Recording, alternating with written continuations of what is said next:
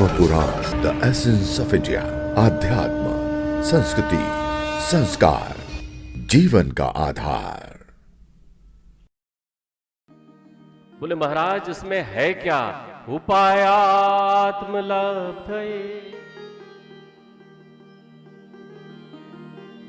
बोले इसमें अपने आप को ढूंढने का, अपना पता ढूंढने का उपाय है। 84 की योनि भटक कर आए हो, मनुष्य योनि में आ गए हो, कब तक मदहोश रहकर अपने घर के बाहर खड़े होकर पूछते रहोगे कि मेरा घर कहाँ है? दिल के आईने में है तस्वीर यार की, जब जरा गर्दन झुकाई देख लीजिए। भगवान वो विधा बता रहे हैं, वो कला बता रहे हैं, जिससे आप अपना परिचय स्वयं जान जाओगे कि तुम कौन हो। उपायात्मलब्धये, तुम कौन हो? कल कपिल गीता पर बात होगी। कल भगवान कपिल अपनी महतारी को बताएंगे कि माँ, ये इंद्रियां क्यों परेशान करती हैं, किस कारण से परेशान करती हैं, और हम कौन हैं। भागवत ये कपिल के माध्यम से आपको बताना चाहती है कि आप कौन हैं। ध्यान रखिए, सिकंदर मरने लगा तो कह गया कि मेरे हाथ खुले रखना, मेरे हाथ खुले रखना। कितना घर बनाया, कितने धन जोड़े, कितनी जागीरें लूटी, कितनी जागीरें जीती, दिन महीने साल बीते, कुछ नहीं ले जा पाएंगे। लेकिन सब कुछ ले जा पाएंगे यदि शुद्ध मन अपने साथ ले जाएंगे। शुद्ध मन। भागवत जी बहुत छोटी और सुंदर कथा कहती, छोटी दृष्टांत की कथा कहती। भागवत जी सुखदेव सुना रहे हैं। सुखदेव, देखिए सुखदेव जी इसलिए सुना रहे हैं कि जैसा सिखाया है वैसे ही सुना रहे हैं। मिट्ठू का काम है जितना सिखाया उतना ही पढ़ना, न ज्यादा न कम, अपनी अकल लगाना ही नहीं। इसलिए भागवत की कथा सुखदेव जी की कथा है। सुखदेव जी के चित्त में कुछ नहीं है, केवल निर्मल मन में मेरे ठाकुर जी हैं, और ठाकुर जी ने उन्हें जैसा सिखाया सुनाया है उतना ही वो सुना रहे हैं, उससे न ज्यादा न कम। ये भागवत जी का जो स्वरूप हमारे बीच है, ये तो ऋषियों की एक मंडली के बीच चलने वाले चिंतन को, विचारों को एकत्रित करके सूत जी ने नैमिषारण्य में सुनाया है। क्योंकि सूत जी भी श्रोता हैं वहां जहां भागवत जी प्रकट हो रही है, परीक्षित के बीच।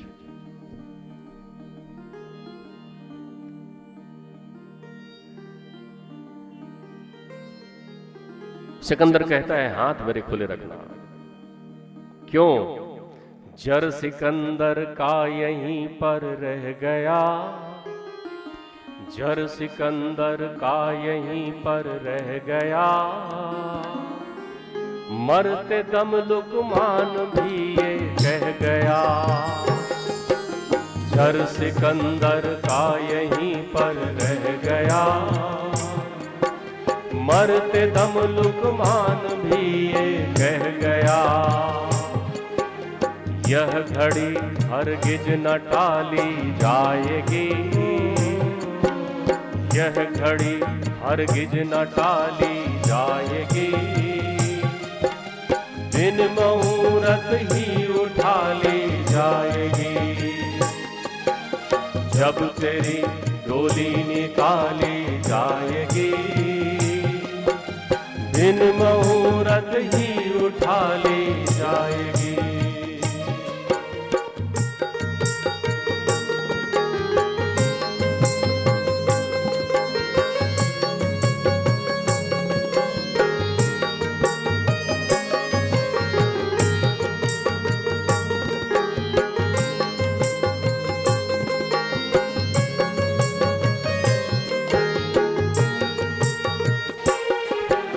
बड़े आनंद से कहता है अपने घर में, कल ऐसा कर दूंगा, परसों उसको देख लूंगा, अगले वर्ष तेरा ब्याह कर दूंगा।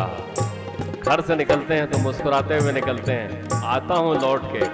कमाल है, तभी तो कलयुग में इंद्र ने दिखना बंद दे दिया है, इंद्र भी नहीं दिखते। किसी ने पूछा इंद्र से, महाराज आप कलयुग में दर्शन क्यों नहीं देते? अरे बोले मुझसे बड़े बड़े इंद्र हो गए हैं घर घर में। बोले मैं तो भविष्य जानता हूं, लेकिन वो मुझसे ज्यादा जानते हैं। घर से निकलते हैं तो कहते हैं आता हूं, मिलूंगा। कमाल है।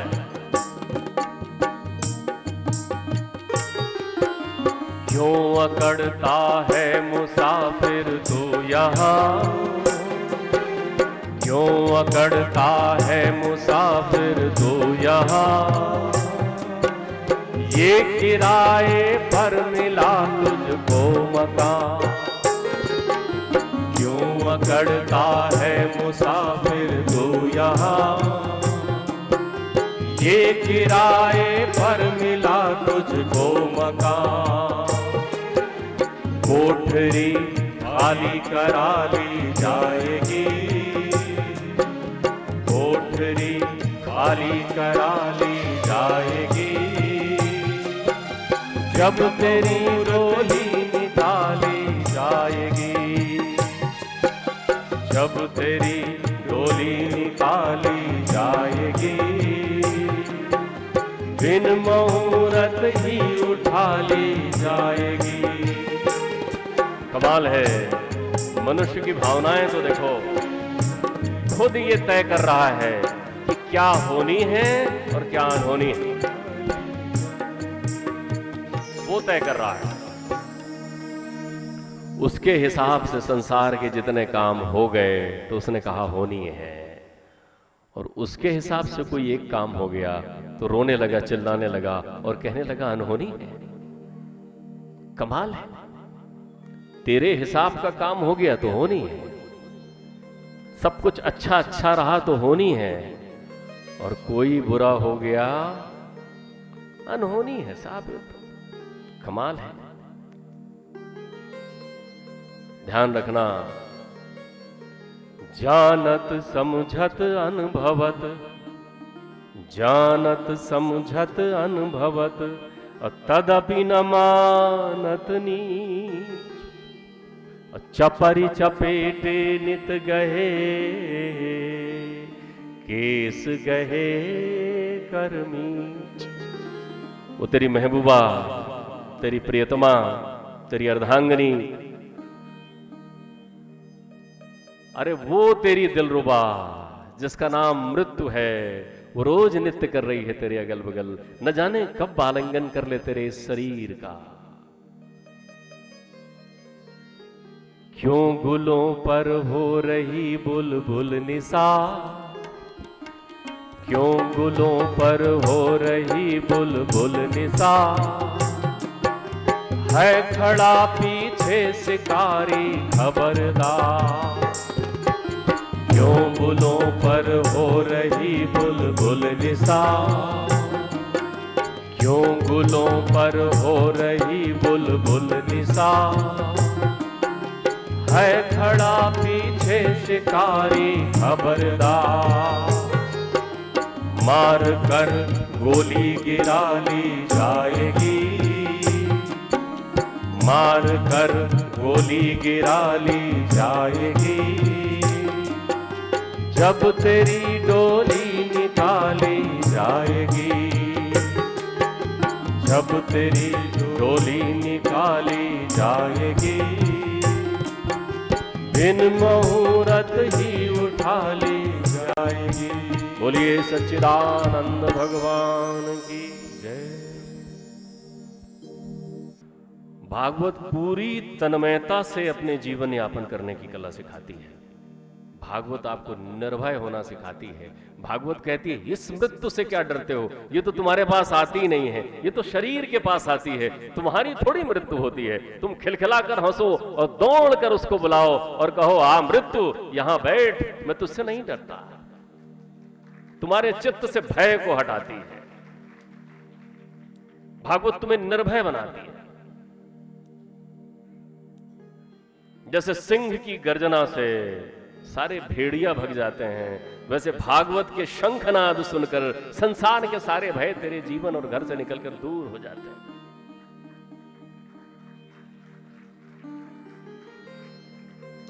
भागवत की नजर में तेरा जीवन शरीर का है, भागवत की नजर में तेरी मृत्यु शरीर की है।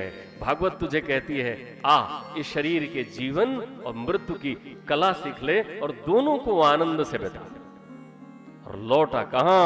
वहां जहां तेरा घर है, जहां तेरा बसेरा है, जहां तेरा सवेरा है, जहां तेरे प्रीतम है, जहां तेरे कान्हा है। उपाया आत्मलब्ध है।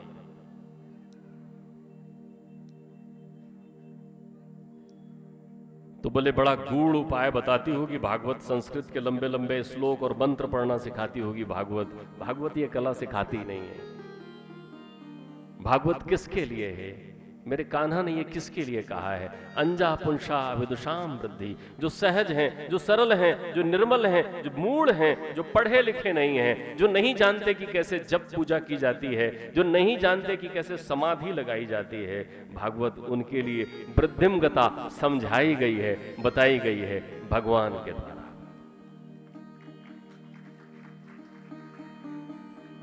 भागवत का धर्म क्या है? जब ये दिल दुनिया का था दुश्मन हजारों बन गए, जब ये दिल दुनिया का था दुश्मन हजारों बन गए, जब ये दिल तुझको दे दिया, जब ये दिल तुझको दे दिया हर दिल के प्यारे बन गए। हम तुम्हारे बन गए, तुम हमारे बन गए, हम तुम्हारे बन गए, तुम हमारे बन गए। श्याम सुंदर अब हम तो आशिक तुम्हारे बन गए।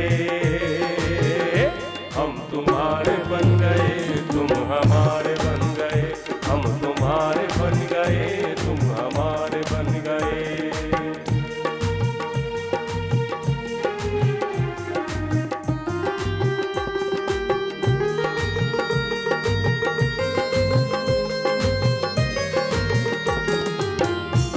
भागवत प्रेम करना सिखाती है, भागवत उन्हें बांधना सिखाती है। कैसा प्रेम करना सिखाती है भागवत? क्या बात है, बढ़िया बेटे।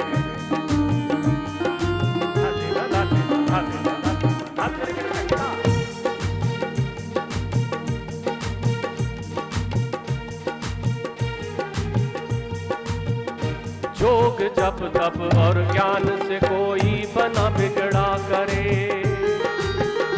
जोग जप तप और ज्ञान से कोई बना बिगड़ा करे, जोग जप तप और ज्ञान से कोई बना बिगड़ा करे।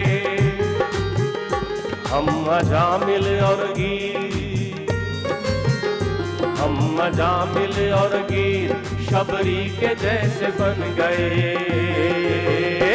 हम तुम्हारे बन गए, तुम हमारे बन गए, हम तुम्हारे बन गए, तुम हमारे बन गए।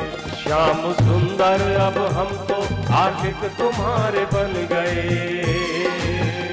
हम तुम्हारे बन गए, तुम हमारे बन गए, हम तुम्हारे बन गए, तुम अंजा पुंसा विदुषाम वृद्धि। इनके लिए भागवत जी है, जो सहज हैं, जो सरल हैं, जो निर्मल हैं। भागवत जी द्वैत से अद्वैत की ओर ले जाती है, भेद से अभेद की ओर ले जाती है और खंड से अखंड की ओर ले जाती है। क्योंकि खंडित होने से भक्ति बीमार है और अखंड से भक्ति शुद्ध चित्त होकर निर्मल हो जाएगी और परमेश्वर के दर्शन मिलेंगे। बंधुओं, भागवत का सबसे बड़ा संदेश हमेशा याद रख लेना मां। और संदेश क्या है? भक्ति बीमार है, बीमार भक्ति को ठीक करने की दवा भागवत है। बोला भक्ति बीमार हो सकती है? बोले हाँ हो सकती है। बोले क्यों? भक्ति तब बीमार हो सकती है जब उसके पुत्र ज्ञान और वैराग्य मोह डालें। मोह मोह मोह मूल बहुसूल प्रद और त्यागम उत्तम अभिमान और भजे हु राम रघुनायक और कृपा सिंधु भगवान। मोह हो गया है भक्ति को, भ्रम हो गया है, अभिमान हो गया है।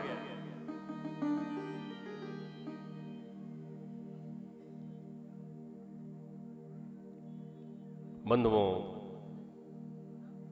भागवत जी के निर्मल सत्संग से मैया भक्ति प्रकट हो गई, ज्ञान प्रकट हो गए, वैराग्य प्रकट हो गए, और जैसे ही भक्तों के चित्त में भक्ति प्रकट हो गई तो हर चित्त में परमेश्वर प्रकट हो गए, मेरे कन्हैया आ गए, घट घट में आनंद व्याप्त हो गया। जैसे ही आनंद व्याप्त हो गया तो उस हरिद्वार के आनंद घाट में परमानंद की अनुभूति हो गई। बड़े आश्चर्य में पड़ गए नारद जी। नारद जी कहते हैं, देखो आपने भक्ति ज्ञान और वैराग्य की बीमारी दूर कर दी, फिर से उन्हें तरुण बना दिया, और मैं अब शपथ लेता हूं कि मैं कलयुग में प्रत्येक घर में प्रत्येक के चित्त में भक्ति को स्थापित करके हर चित्त को भागवत बना दूंगा।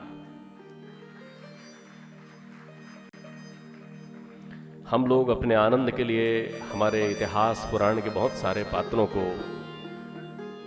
बड़े व्यंग्य विनोद में लेते हैं। ये हमारी सहिष्णुता है, ये हमारी उदारता है कि हमारे इन पात्रों को आपके इस हास उपहास से कोई फर्क नहीं पड़ता है, क्योंकि वो प्रत्येक चित्त में आप देख रहे हैं, ये भागवत जी का संकल्प है। नारद जी हैं जो कहीं घूमते हुए शिशु कुमारों को देखते हैं, निर्मल मन से बालकों को देखते हैं तो गोद में उठा लेते हैं, किसी को प्रहलाद बना देते हैं, किसी को ध्रुव बना देते हैं। ये नारद जी हैं जहां कहीं तड़पते हुए श्रापग्रस्त हिरण्यकश्यप हिरणाक्ष को देखते हैं, कंस को देखते हैं, तो उन्हें ठाकुर जी का ठिकाना बता देते हैं कि जाओ भैया, कब तक 84 में पड़े रहोगे, मुक्त हो जाओ। तमूरा की तान लेकर हर समय राधे राधे का श्रवण चिंतन करते घूमते हैं, श्रीमन नारायण का श्रवण चिंतन करते घूमते हैं।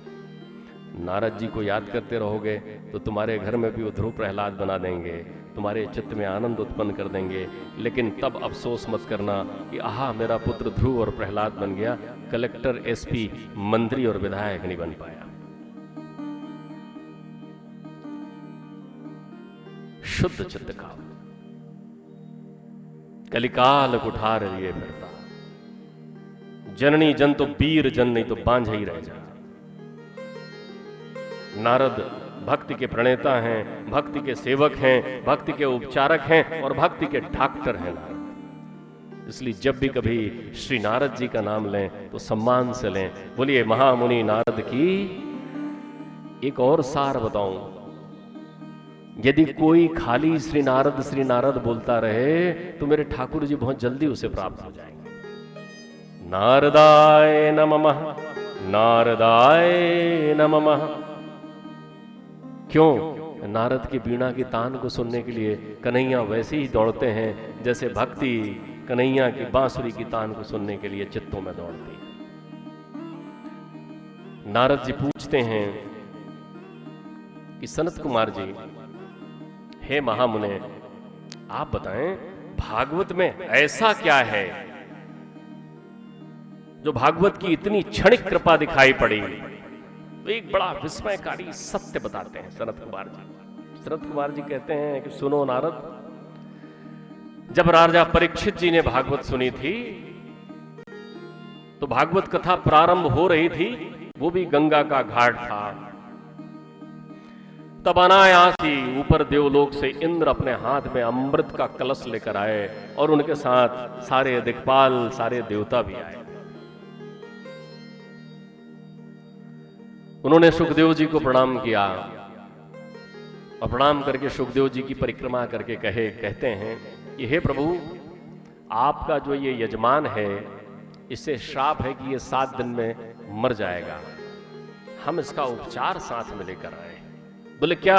बोले अमृत पिला दें उनको, जैसे ही वो ये अमृत पी लेंगे अजर अमर हो जाएंगे। बोले बड़ा अच्छा विचार है तुम्हारा इंद्र। फिर बोले लेकिन इसके बदले एवं विनिमये जाते, एवं विनिमये जाते सुधाराज्ञा प्रपीयताम प्रपश्यामो वयम सर्वे श्रीमद्भागवत अमृताम। बोले एक सौदा कर लेते हैं, ये कथा अमृत आप ले हमें दे दीजिए और ये कलश में रखा हुआ ये अमृत आप ले लीजिए। आप ध्यान से समझें, जिस कथा को आप सुनेंगे साथ में, ये सत्य घटना है। इस कथा के प्रत्यक्ष श्रोता हैं सूत जी। सूत जी रोमहर्षण जी के पुत्र हैं। पहले परंपरा को समझ लें, थोड़ी परंपरा समझ लें। भगवान ने व्यास के अवतरण की पृष्ठभूमि रखी।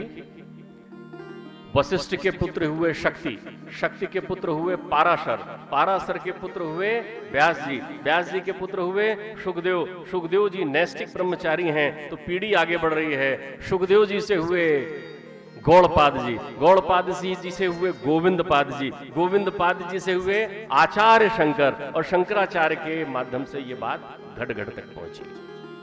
ये पीढ़ी है। कथा सुना रहे हैं सुखदेव जी, वहां विद्यमान हैं व्यास जी, वहीं सुन रहे हैं कथा सूत जी, सूत जी सुनाना है उसी सुनी हुई कथा को नैमिषारण्य में। किसको सुना रहे हैं? शौनकादिक ऋषियों को। इसलिए जो भी सुना रहे हैं वो देखी सुनी और सत्य सुना रहे हैं।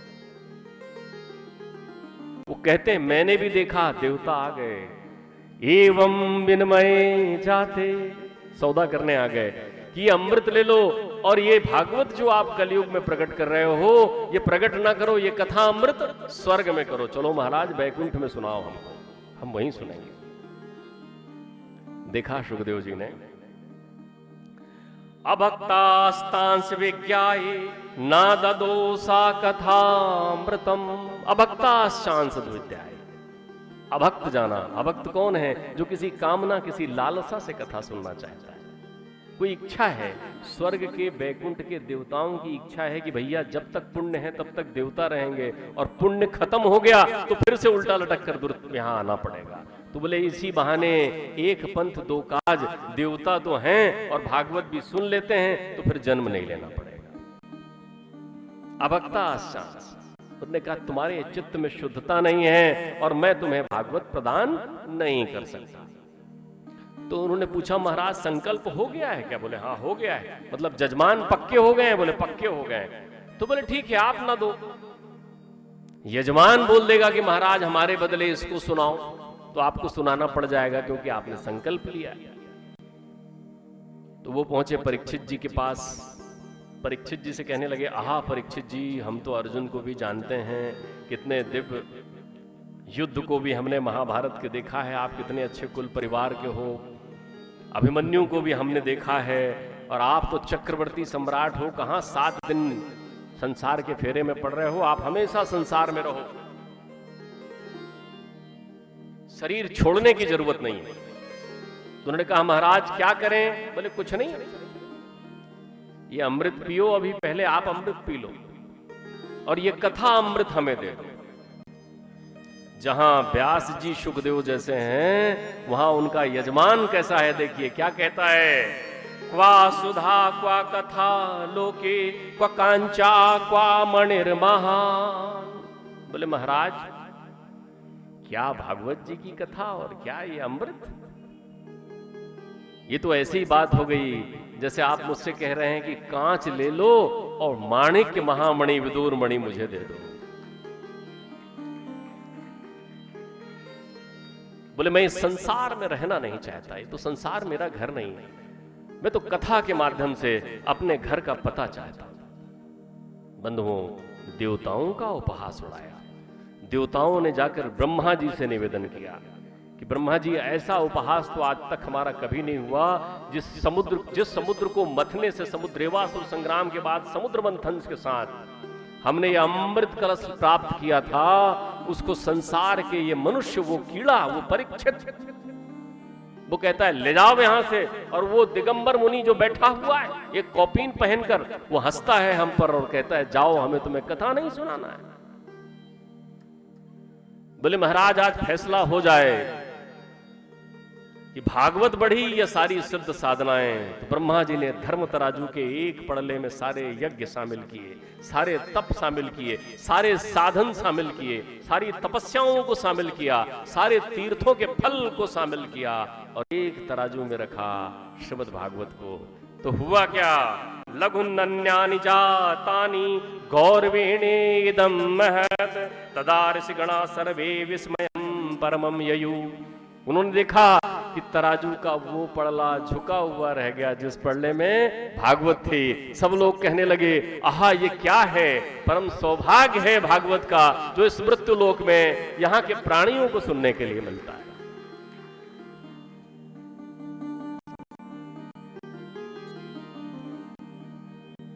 बंधुओं, इसी प्रसंग में भागवत के महत्व को बताने के लिए गोकर्ण की कथा कहते हैं सनकादिक ऋषि। गोकर्ण की कथा अनेकों ने एक बार आपने सुनी है, थोड़ा तात्विक ढंग से समझने का प्रयत्न करें। गोकर्ण की कथा बहुत छोटी कथा, लेकिन कितनी सीधी और हमारे व्यवहार से जुड़ी हुई। भागवत के माध्यम से बड़े गृहस्थ जीवन के व्यवहारिक समस्याओं के समाधान के लिए जीवन प्रबंधन के अनेक रास्ते निकाले हैं, आपको अनेक ओर इंगित किया है और प्रत्यक्ष पथ प्रदर्शन भागवत जी करती है।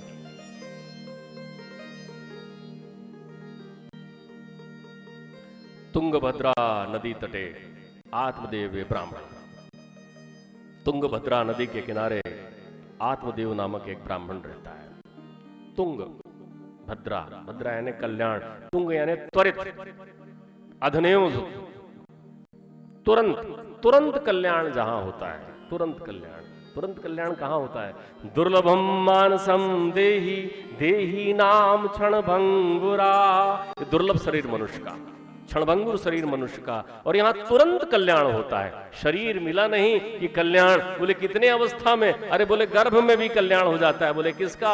अभिमन्यु का, सुखदेव जी का, परीक्षित का, गर्भ से कल्याण शुरू हो जाता है। धन्य भाग्य है परीक्षित के जिन्होंने गर्भ में ठाकुर जी के दर्शन किए थे, उनका कल्याण गर्भ से शुरू हो गया। दुर्लभम मानुषम देही, इतना दुर्लभ ये शरीर है। 5 वर्ष में प्रहलाद का कल्याण हो गया, ध्रुव का कल्याण हो गया। तुंगभद्रा, तुंगभद्रा ये शरीर है कल्याणमयी, तुरंत कल्याण का माध्यम है शरीर। यहां आत्मदेव नामक एक विप्र रहता है। विप्र कौन होता है? विशिष्ट प्रज्ञस्य जानस्य देव जानेति विप्रः, जो अंतर्चित्त से प्रविष्ट होकर जानता है, ईश्वर की अनुभूति करता है। आत्मदेव विप्र रहता है। उसकी पत्नी है, कौन है पत्नी? अज्ञ कोविद अंध अभागी, और काई विषय मुकुर मन लागी, लंपट कपटी कुटिल विशेषी, और सपने संत सभा नहीं देखी। कौन है पत्नी? अज्ञ अकोविद अंध अभागी। कौन है ये? बुद्धि। कैसी हो गई बुद्धि? काई विषय मुकुर मन लाई, धुंधली है। ये बुद्धि आत्मा की पत्नी है, धुंधली है, काई की तरह विषयों से आकृष्ट है, विकार युक्त है।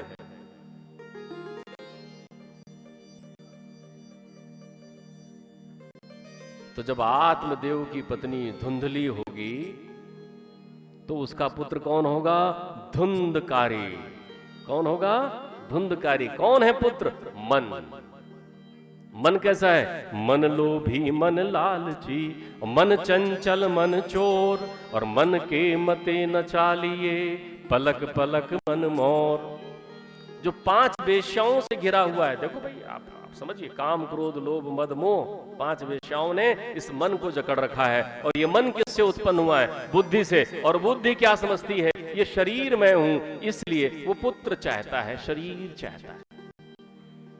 ऋषि समझाता भी है, मत ले, शरीर तू नहीं है। वो कहती है, नहीं महाराज, शरीर ही मैं हूं। बोले ऐसा तेरे को किसने सिखाया है? धुंधली ने। बोले गुरु मंत्र वहीं से लिया है। बोले हाँ महाराज। धुंधली कौन? बुद्धि।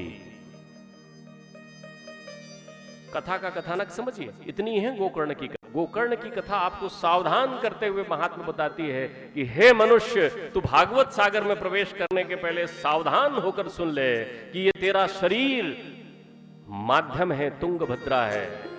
जिसके अंदर जो बैठा हुआ है वो आत्मदेव है, उसे तुझे जानना है। लेकिन तेरे सामने अड़चन क्या है? धुंधली तेरी बुद्धि। और बुद्धि अड़चन क्यों है? क्योंकि उसके पास मन रूपी पुत्र है। मन रूपी पुत्र किसके बस में है? 5 वेश्याओं, 5 विकारों के बस में। इसलिए अगर सावधान होना है तो क्या कर ले? गोकर्ण। अपने कानों को इतना बड़ा कर ले कि उसमें केवल ठाकुर जी के चरित्र सुनाई पड़े, ठाकुर जी की लीलाओं का चिंतन सुनाई पड़े, ठाकुर जी की प्रेम भक्ति की बातें सुनाई पड़े, और विषय की बातें चली जाए। जैसे ही इस गोकर्ण से तू कथा सुनेगा तो तेरी मुक्ति पक्की हो जाएगी। जीवन के 7 जन्मों के पाप भूल जाएंगे, सब बंधन हो जाएंगे, 7 गांठें टूट जाएंगी अविद्या की और तू मुक्त हो जाएगा। एक बात ध्यान रखें, जब आपको लगे कि कोई नहीं देख रहा है, जब आपको लगे कि कोई नहीं देख रहा है, तब पक्का जान लेना उस समय परमात्मा केवल तुम्हें देख रहा है।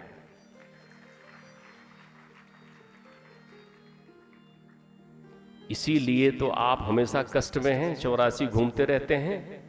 क्यों? क्योंकि बहुत सारे काम आप तब करने बैठ जाते हैं जब कोई नहीं देख रहा है। आप भूल जाते हैं कि तब परमात्मा होता है। इसलिए परमात्मा को तब ध्यान करिए, तब उसके प्रति अपनी प्रीति जगाइए जब किसी को दिखा नहीं रहे हो और चुपचाप और अकेले में और बहुत सन्नाटे में और चुपचाप मन को एकाग्र करके कहो कि हे कन्हैया, मुझे तेरी बड़ी याद आती है, बड़ी याद आती है। वो सुनेगा तुम्हारी। लेकिन अकेले में परमात्मा का ध्यान नहीं करते। जब 4 लोग देखते हैं तभी मंदिर की घंटी बजाते हैं। आप ऐसे आए हैं, टन, कैसे हैं,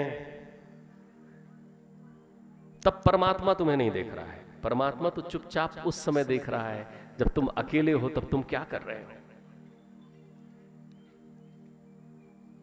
भागवत की बात बड़ी गूढ़ बात है, बड़ी छोटी, बड़ी सरल, बड़ी सुंदर सी कथानक और दृष्टांत है भागवत के, जो आपके जीवन के लिए, आपको ये जानकर आश्चर्य नहीं होना चाहिए, भागवत आपको पक्का और सच्चा गृहस्थ बनाना चाहती है। वीतरागी नहीं बनाना चाहती, घर नहीं छुड़वाना चाहती। भागवत कहती है आप तो खूब रहिए। भागवत का धर्म क्या है? ध्रुव को भगवान स्वयं मिल गए, गोद में बिठा लिया, स्नेह कर लिया, पुत्र हो गए उनके और कह दिया कि जा तू अटल रहेगा। तब बोले ध्रुव, बोले चलूं महाराज आपके साथ। बोले कैसी बात करता है बेटा, अभी 36,000 वर्ष तक दुनिया में रह, गृहस्थ बनना सिखाती है भागवत। फिर आना।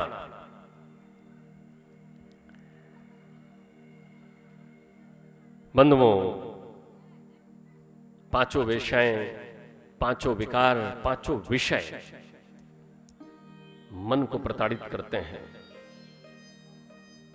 धुंधकारी की हत्या कर देते हैं। गोकर्ण आते हैं, भाई की मुक्ति के लिए प्रार्थना करते हैं। भाई प्रेत योनि में है, मुक्त होने के लिए कराहता है, पुकारता है, अहम भ्रातस्य त्वयं गोकर्णा धुंधकारी नामश्च। मैं तुम्हारा भाई हूं, धुंधकारी मेरा नाम है, मुझे मुक्त करो। वो कहते हैं मैंने गया में श्राद्ध कर लिया। वो कहते हैं इससे क्या होता है? सूर्यदेव से पूछते हैं। सूर्यदेव आत्मा के मुक्ति के, मोक्ष के दाता हैं भगवान सूर्य। सूर्यदेव कहते हैं सत्कर्म यज्ञोनोनम, 7 दिवसीय ज्ञान यज्ञ का आयोजन करो। बंधुओं, गोकर्ण जी आषाढ़ शुक्ल नवमी को तुंगभद्रा नदी के तट पर श्रीमद् भागवत का आयोजन करते हैं। बेचैन जो प्रेत योनि में होता है उसमें 4 तत्व ही होते हैं, 5 नहीं। ये पृथ्वी तत्व खत्म हो जाता है। क्षति जल पावक गगन समीरा। अब वो हवा है, वायु है, कहां बैठे? बेचारा आकर कथा में जो आसन बिछा रखी है वहां बैठना चाहता है तो हवा के प्रवाह के साथ चला जाता है। तो देखता है नदी के तट पर बहुत सारे बांस के पेड़ लगे हुए हैं। उसमें से एक कटा हुआ बांस है जिसकी 7 गांठें हैं। बांस के 2 गांठों के बीच में थोड़ी जगह रहती है। उस खाली जगह में वो धुंधकारी जाकर बैठ जाता है, कथा सुनने लगता है। सच्चिदानंद रूपाय विश्वोत्पत्त्यादि हेतवे और तापत्रय विनाशाय श्री कृष्णाय वयम नुमा सत्य कहे जो बिन से नाई, और चित चैतन्य सकल जग माही। और आनंद जो नित रहे आनंदा, और तेहि कर नाम सच्चिदानंदा। सच्चिदानंद की कथा सुनता है, पहला दिन, दूसरा दिन, तीसरा दिन, प्रभु कृपा से चमत्कार होती है, उसका स्वरूप बढ़ने लगता है। जीवन में 7 गांठें हैं विकारों की, काम, क्रोध, लोभ, मद, मोह, मत्सर और मन। एक एक गांठ हर दिन खोलो और आखिरी दिन मन की गांठें खोलो। जैसे ही मन में लगी हुई विकारों की गांठें तुम्हारी खुल जाएगी, एक मीठी सी, सुंदर सी, मध्यम सी बांसुरी तुम्हारे कानों में सुनाई पड़ेगी। बजती तो रोज है, वृंदावन तो तेरा घर ही है माँ, रोज बजती है, कन्हैया रोज बजाते हैं, लेकिन अब तुम्हें सुनाई नहीं पड़ता, क्योंकि तुमने कर क्या रखा है? तुमने कर लिया है अज्ञ अकोविद अंधा भागी, काई विषय मुकर मन लागे। विषय रस का पान कर रखा है, कानों में बंद कर रखी है, गांठें उंगलियां बंद कर रखी है। बंधुओं,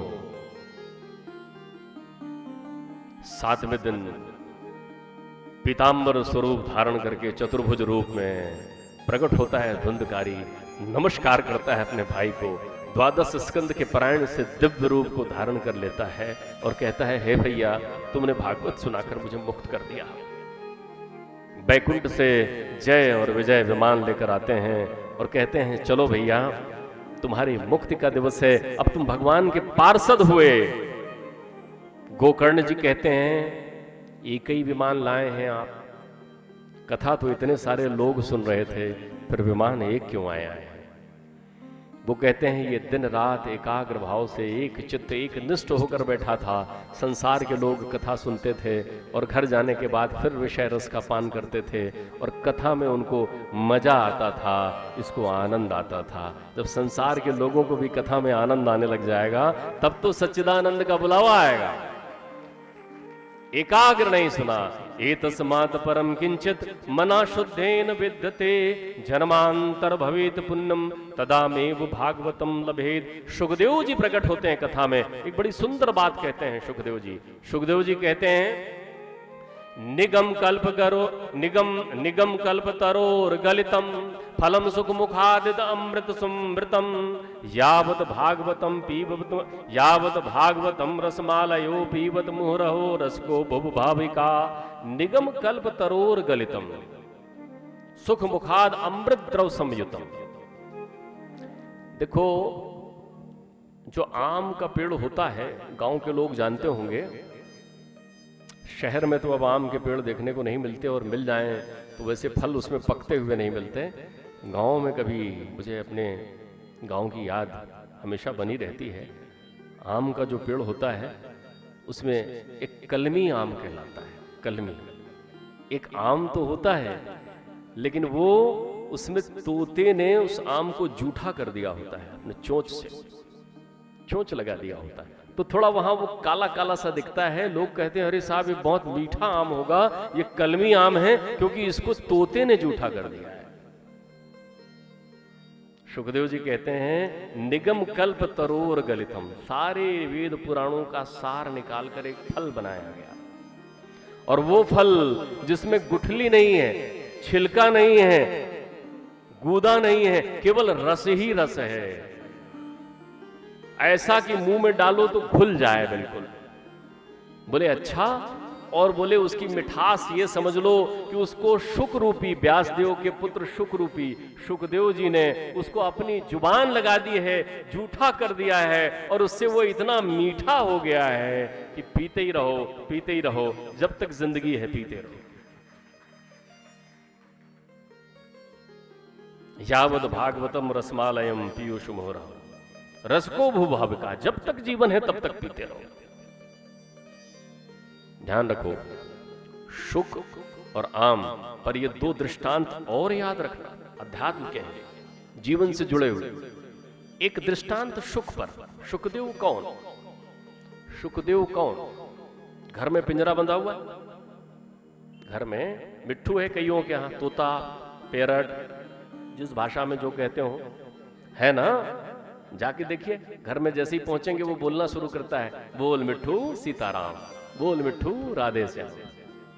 कहता है ना, इधर हमारे वेद पुराण क्या कहते हैं, एतस्मात् परम किंचित मना शुद्धेन विद्यते। यदि एक क्षण एक पल कोई भी खाली रा कह दे तो मुक्त हो सकता है, भवबंधन से पार हो सकता है। तो फिर वो पिंजड़े में बंद मिट्ठू क्यों नहीं भवबंधन से पार हो रहा है, पिंजड़े से क्यों नहीं उड़ सकता? वो तो दिन रात चिल्ला चिल्ला कर बोल रहा है, बोल मिट्ठू सीताराम, बोल मिट्ठू राधे श्याम, फिर भी क्यों बंद है पिंजड़े में? भागवत का दृष्टांत है अध्यात्म का, समझना। भव पार हो सकता है मनुष्य, तो वो पक्षी जो है उस पिंजड़े में बंद रोज चिल्ला रहा है, बोल मिट्ठू सीताराम, बोल मिट्ठू राधे श्याम, फिर भी क्यों वो भव पार नहीं हो रहा है, पिंजड़े में बंधन में क्यों है, मुक्त क्यों नहीं हो रहा है? भागवत जी का दर्शन कहता है कि वो जो पिंजड़े में बंद है ना, उसे थोड़ी मालूम है कि उसका नाम मिट्ठू है, उसे थोड़ी मालूम है कि उसको सीताराम बोलना है। वो तो ये समझता है कि जो आने जाने वाले हैं उनका नाम मिट्ठू है, और वो उनको कहता है, बोल मिट्ठू सीताराम, बोल मिट्ठू राधे श्याम। जिस दिन वो जान जाएगा कि मैं मिट्ठू हूं और मुझे सीताराम और राधे श्याम बोलना है, उस दिन ये पिंजड़ा क्या, वो संसार रूपी पिंजड़े से पार हो जाएगा। बात समझ में आई? तो शुकदेव जी वही बोलते हैं जो लिखा हुआ है, वो मिट्ठू है। उन्होंने अपना वो मिठास,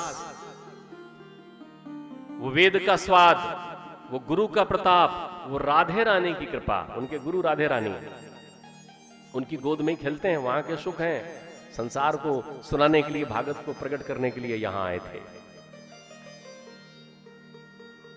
दूसरा सिद्धांत, भागवत जी की कथा कैसे सुने? जैसे धुंधकारी ने सुनी। लेकिन धुंधकारी ने मरने के बाद, इस शरीर को त्याग करने के बाद ये सत्य समझा। आप पहले समझ लें भागवत जी की कथा कैसे सुने। यावत भागवतम रसमालयम पीयूष, पीयूष पीयूष करिए, वो भी इसी फल का उदाहरण है। आप जितने भी संसार के खाद्य पदार्थ खाते हैं, उसमें चोष्य को छोड़कर भक्ष और लेह को मुरा मुरा कर खाते हैं। दाल चावल लेंगे तो ऐसा मुला कर कैसा खाएंगे? अगर कोई चावल दाल सब्जी मिलाए, हाथ में कौर ले, मुंह में ले जाए और उसको चूसने लग जाए तो कैसा लगेगा? देखने में बड़ा घृणा हो जाएगी कि बताओ यार, रोटी को कोई चूस कर खाता है, चावल को चबा कर खाया जाता है। लेकिन कोई आम का फल ले मीठा, भाई क्षमा करना, बहुत सारे लोग तो अब आम को बढ़िया अच्छे उससे काटते हैं और चम्मच से खाते हैं। जमाना है, आम को कैसे खाते हैं? चम्मच से। आम का स्वाद कम, चम्मच का स्वाद ज्यादा आता है। आम खाइए तो दांतों के बीच फंसाकर, जब दोनों दांतों के किनारी से किटकिट करते हुए ऐसा खींचकर खाइए तो आम रसी रस आ जाएगा आपके। भारतीय अंदाज में खाइए भाई, पाश्चात्य अंदाज में क्या आम खाते हैं? तो बढ़िया पका हुआ आम कोई आपके पास खाए, मुंह में डाले, चूसे जोर से, फिर निकाले, फिर मुंह में डाले, चूसे जोर से और फिर निकाले, तो देखने में भी अच्छा लगेगा, खाने में भी अच्छा लगेगा, खुद को भी अच्छा लगेगा, देखने वाले को भी अच्छा लगेगा, पूछने लगेगा मीठा है क्या भैया? अच्छा लग रहा है, खाइए खाइए आप। ये है पीयूष। पीयूष भागवत के चिंतन को, भागवत के अनुराग को पल पल अपने चित्त में लाइए, चिंतन में लाइए। फिर से श्रावण मास में कथा की, फिर से सारे लोग आए, एकाग्र भाव से आए, और जितने भी लोग आए कथा सुनने, वो यहां भी भजन करते थे, घर जाते थे वहां भी भजन करते थे, सांस सांस में राधे राधे राधे किया करते थे, संसार के सारे काम करते थे और भजन किया करते थे। परिणाम यह हुआ कि जैसे ही कथा पूर्ण हुई, 12 स्कंद समाप्त हुआ, आसमान गगन से आए बैकुंठ के विमानों से भर गया, चारों तरफ विमान ही विमान हो गए। और जैसे राजा रामचंद्र के साथ अयोध्या से पूरे अयोध्या वासी साकेत धाम को चले गए थे, वैसे ही श्रावण मास की वो कथा सुनकर गोकर्ण जी के साथ तुंगभद्रा नदी के तट के सारे लोग गोलोक धाम को चले गए। गिरधर नागर बंसी वाला वो है माखन चोर, गिरधर नागर बंसी वाला वो है माखन चोर, असुरारी वो बनवारी वो ही ब्रज का चोर। गिरधर नागर बंसी वाला वो है माखन चोर, असुरारी वो बनवारी वो ही नंद किशोर। श्री राधे राधे राधे राधे राधे राधे ओ गाना गाना गाना गाना गाना गाना वो। श्री राधे राधे राधे राधे राधे राधे ओ गाना गाना गाना गाना गाना गाना वो। जिनके मित्र सुदामा वो घनश्यामा, जिनके मित्र सुदामा वो घनश्यामा, बनसूर की आंखों के जो दुर्योधन की मेवा त्यागे ले साग विदुर घर वो। जिनके मित्र सुदामा वो घनश्यामा, बनसूर की आंखों के जो दुर्योधन की मेवा त्यागे ले साग विदुर घर वो। श्री राधे राधे राधे राधे राधे राधे वो गाना गाना गाना गाना गाना गाना वो। श्री राधे राधे राधे राधे राधे राधे वो गाना गाना गाना गाना गाना गाना वो। बोलिए सच्चिदानंद भगवान की जय। बंधुओं, नैमिषारण्य में सूत जी शौनकादिक ऋषियों को श्रीमद् भागवत की कथा सुना रहे हैं।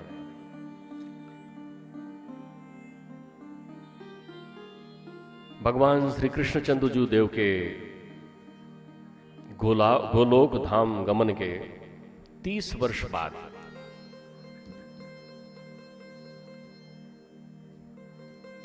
सुखदेव जी ने परीक्षित को यह कथा सुनाई थी। तब भाद्र शुक्ल नवमी का दिन था। ठाकुर जी को इस लोक से गए हुए केवल 30 वर्ष हुए थे। उसके 200 वर्ष बाद आषाढ़ शुक्ल नवमी को गोकर्ण जी ने कथा तुंगभद्रा नदी के तट पर धुंधकारी को सुनाई थी।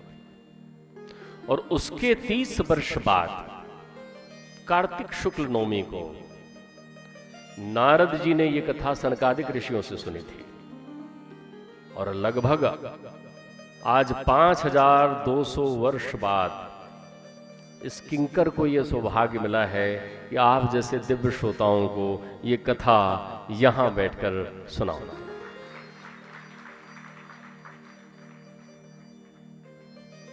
आज कथा का पहला दिन है गोकर्ण महात्म्य। केवल इस कथा का सार नहीं है, कथा का सार भागवत को समझ लेना है। भागवत के श्रोताओं को नित्य यथा समय यथा परिवेश यहां आना चाहिए, यथा स्थान विद्यमान होना चाहिए। प्रयास ये करना चाहिए कि 7 दिन समय पर विश्राम कर जाएं, प्रातः उठें, उठकर घर के बाहर निकलें, निकलकर उगते हुए सूर्य के दर्शन करें और मानसिक रूप से हर घर वाले ये चिंतन करें कि हाँ, हमारे यहाँ भागवत कथा विद्यमान है। ये मेरे यजमान ने केवल अपने आनंद के लिए ये कथा नहीं रखी है, क्योंकि आनंद तो एक वचन होता नहीं। जब कभी कोई सुख बटकर सबका हो जाए तो वो आनंद कहलाता है। मेरे यजमान चाहते हैं कि आप सब इस कथा की अनुभूति करें। आप सबके पूर्वजों को भी हमारे श्रेष्ठ विप्र राजौरिया जी ने मंत्रों के माध्यम से आमंत्रित किया है। सारे पितर यहाँ आए, सारे लोग अपने इष्ट मित्रों के साथ यहाँ पधारें। नित्य प्रति अपने घर में आह्लादित वातावरण में रहें, क्रोध ना करें। जो लोग चिल्लाकर बोलते हैं, तेज बोलते हैं, वो सब मध्यम मध्यम स्वर में बात करें, मीठा मीठा बोलें। कन्हैया नंद बाबा के यहाँ हुए, अवतरित हुए, लेकिन ब्रज के हर घर में, ब्रज की हर ललनाओं ने, ब्रज के हर गोपिकाओं ने, ब्रज के हर गोप ने यही महसूस किया कि कन्हैया उनके यहाँ हुए। हर घर को ऐसा सजाया गया, हर घर को ऐसा संवारा गया। भागवत जी की इतनी महत्ता को जब सुना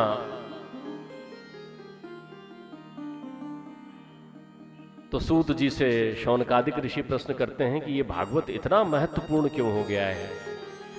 तो सूत जी कहते हैं कि हे शौनकादिक ऋषियों, 11 स्कंद का उपदेश देने के बाद 12 स्कंद पूर्ण कर जब मेरे ठाकुर जी गोलोक धाम को पधारे तो सारे लोगों ने एक जाते हुए प्रकाश को देखा, लेकिन अचानक इतना तेज प्रकाश कहां गया किसी ने नहीं देखा, क्योंकि ईश्वर की गति ईश्वर जानते हैं। तब ईश्वर ने, मेरे कन्हैया ने उद्धव जी के निवेदन पर कलयुग में प्रत्येक प्राणियों के कल्याण के लिए इस भागवत सागर में ही अपने आप को प्रवेश कर लिया और भागवत में ही समा गए। तो भागवत केवल भागवत नहीं है, भागवत साक्षात कृष्ण आख्याय स्वयं भगवान श्री कृष्ण चंद्र देव हैं भागवत। तो प्रत्येक घर में इनका मानसिक स्वागत करें, हर घर को यही बात कहें कि आहा आज हमारे घर कन्हैया आएंगे, आहा हमें कृष्ण की कथा सुनना है, आहा हमें भागवत जी के लिए जाना है। प्रथम स्कंद में प्रवेश करते ही सूत जी मंगलाचरण करते हैं और मंगलाचरण में एक बड़ी सुंदर बात कहते हैं। सूत जी कहते हैं कि जैसे सूर्य की तेज रश्मियों से जल में थल का और थल में जल का भेद हो जाता है, ऐसा लगता है कहीं कि जल थल जैसा लगने लगता है, थल जल लगने लगता है, वैसे ही बहुतेरे बार ऐसा होता है परमात्मा कि जगत परमात्मा में लगता है कभी, और कभी परमात्मा में जगत लगने लगता है। बस मैं तो उसकी वंदना करता हूं जो परम सत्य है, सत्यम परमम धीमहि। सत्य की वंदना हम करते हैं। बंधुओं, 6 प्रश्न पूछते हैं नैमिषारण्य में शौनकादिक ऋषि पुनः। वो कहते हैं कि मनुष्य के परम कल्याण का साधन बताइए, शास्त्रों का सार क्या है ये बताइए, प्रभु की लीला कैसी है ये बताइए, प्रभु ने कितने अवतार लिए हैं ये बताइए, और ये भी बताइए कि प्रभु के गोलोक धाम गमन के बाद में धर्म किसके शरण में गया। इन सारे प्रश्नों के उत्तर को एक आधार भागवत मानते हुए सूत जी मानसिक रूप से श्री राधे जी का, सूत जी मानसिक रूप से श्री सुखदेव जी का स्मरण करते हैं।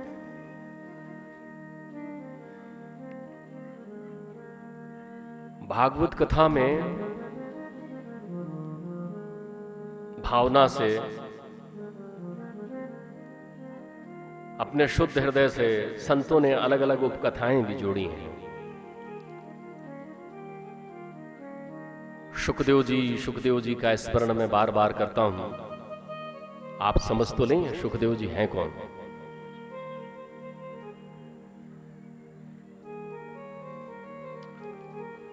सर्वप्रथम सूत जी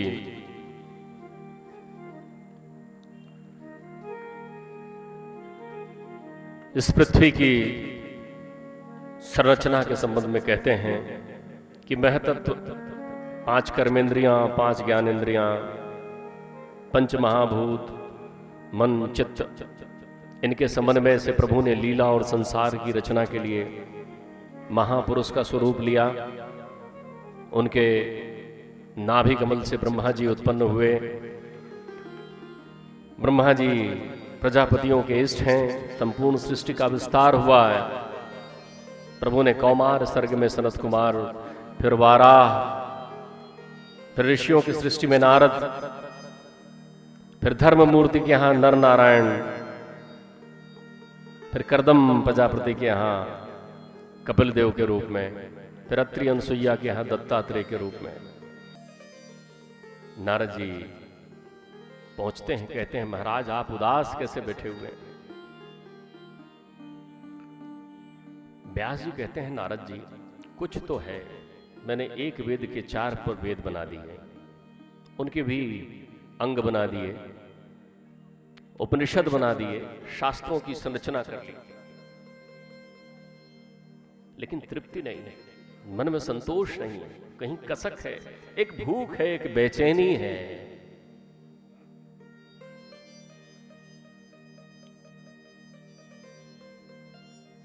नारद जी कहते हैं यही भूख और बेचैनी कभी भगवान मुझे भी थी, तब मैं उपबर्हण हुआ करता था, गंधर्व हुआ करता था, उस बेचैनी को लेकर शरीर छोड़ गया, फिर जब जीवन मिला तो ब्राह्मणों के दासी का पुत्र हो गया, 5 वर्ष का था लेकिन एक बेचैनी थी अंदर। महतारी को मेरे सर्प ने काट खाया, मैंने उसे ईश्वर की कृपा समझा, मैंने कहा आहा ईश्वर की कितनी अच्छी कृपा है कि अब मां भी चली गई, अब मुक्त हुआ। ध्यान रखिए, तुकाराम की पत्नी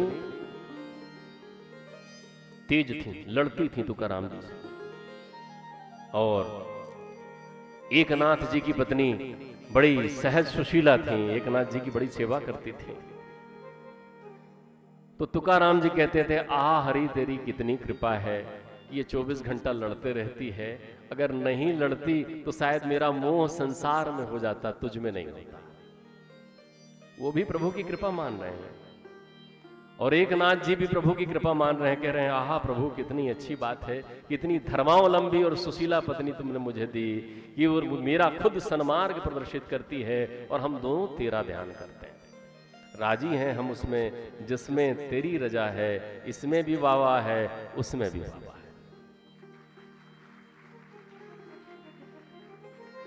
ध्यान रखिए, उसकी अनंत कृपा है, उसकी केवल तुझ पर इतनी कृपा है कि उसने तुझे मनुष्य बनाकर दिया है, बस इसको अनंत कृपा मान। बाकी जो कुछ तू यहां पकड़ रहा है वो तेरे साथ चलने वाला नहीं।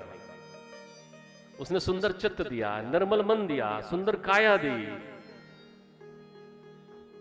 संसार तूने पकड़ रखा है, संसार तूने पकड़ रखा है, संसार ने तुझे नहीं। तेरी दौड़ वैसी है कि जिसे छोड़ना है उसे पकड़ रहा है, जिसे पकड़ना है उसे छोड़ दिया, जो पराया है उसे अपना मान लिया है, जो अपना है उसे याद नहीं करता। क्या जीवन है तेरा।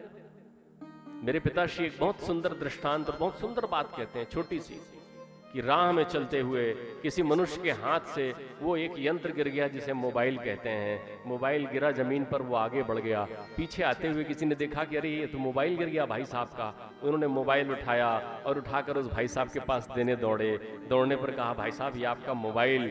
जैसे ही मोबाइल देखा ओहो हाथ में लिया और बार बार बोलने लगे थैंक यू, धन्यवाद धन्यवाद, तुमने मुझे मोबाइल दिया, मेरा गुमा हुआ मोबाइल दिया, और जिसने ये तन दिया, जिसने सुंदर काया दी, जिसने सुंदर शरीर दिया, जिसने जिस शरीर में तू ये मोबाइल का उपयोग कर रहा है, उसे कितनी बार थैंक यू बोलता है।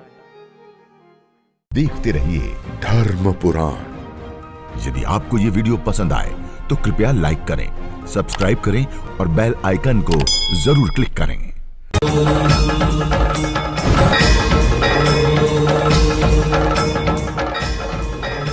धर्म पुराण, द एसेंस ऑफ इंडिया। आध्यात्म, संस्कृति, संस्कार, जीवन का आधार।